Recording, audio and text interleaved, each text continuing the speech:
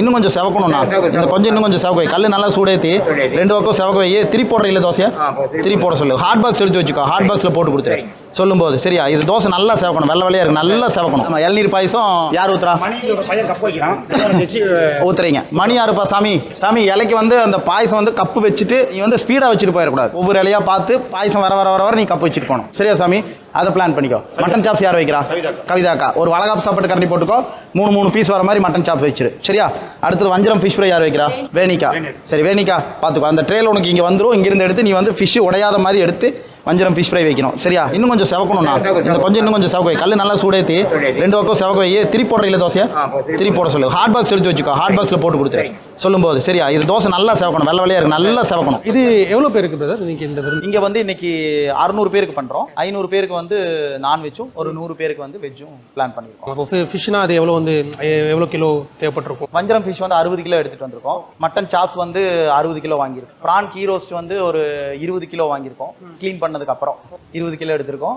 அப்புறம் சிக்கன் பிச்சு போட்ட வரவங்களுக்கு வந்து 40 கிலோ போன்லெஸ் வாங்கியிருக்கோம். எல்லாமே இப்போ போன்லெஸ் தான் யூஸ் பண்ணுறோம். சிக்கன் கிரேவிக்கு அதுக்கு தனியாக ஒரு 30 கிலோ போட்டிருக்கோம். அதுபோக பிரியாணிக்கு வந்து 60 கிலோ மட்டன் போட்டிருக்கோம். சாரி 75 கிலோ போட்டிருக்கோம். 50 கிலோ ரைஸ் போட்டு 75 கிலோ மட்டன் போட்டு. இப்போ அவங்க விக்ரம் சைட்லேருந்து ஏதாவது இன்புட் இருந்துச்சா? எனக்கு வந்து இந்த டிஷ் வந்து ஸ்பெசிஃபிக்காக இது வேணும், இல்லை வந்து வர்றவங்களை எப்படி வெல்கம் பண்ணணும் இல்லை க்ரீட் பண்ணணும் அப்படிங்கிற இன்புட் ஏதாவது கொடுத்தாங்க? இருந்துச்சு. அண்ணா வந்து சொல்லியிருந்தாங்க. சைலஜா மேடம் அண்ணாக்கு ஃபோன் பண்ணி எனக்கு மட்டன் சாப்ஸ் வந்து இந்த மாதிரி ட்ரையாக வேணும்னு கேட்டிருந்தாங்க. சிறுவாணி தண்ணியில் வந்து எனக்கு அந்த குழம்பு இதெல்லாமே சிறுவாணி தண்ணியில் வைக்கணும்னு சொல்லியிருந்தாங்க. வந்து சிறுவாணி தண்ணி யூஸ் பண்ணியிருக்கோம். சிறுவாணி தண்ணி யூஸ் பண்ணியிருக்கோம். நாங்கள் கோயம்புத்தூர்லேருந்து எங்கள் ட்ரக் வந்து நேற்று ஒரு ட்ரக் கிளம்பிச்சு. நேற்று ஈவினிங் வந்து ஒரு 5 o'clock ஒரு ட்ரக் கிளம்பிச்சு.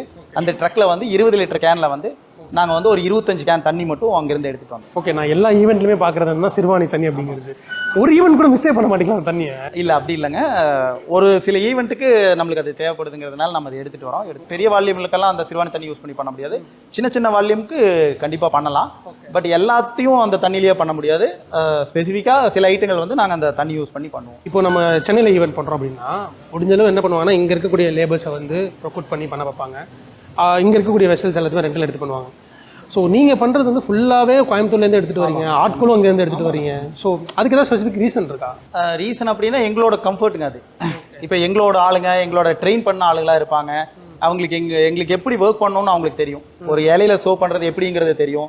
நாங்களே இந்த இடத்துல இல்லைன்னா கூட அவங்க வந்து ஈஸியாக சூப்பராக அவங்களுக்கு ட்ரெயின் பண்ணியிருக்கோம். நீட்டாக செஞ்சுருவாங்க.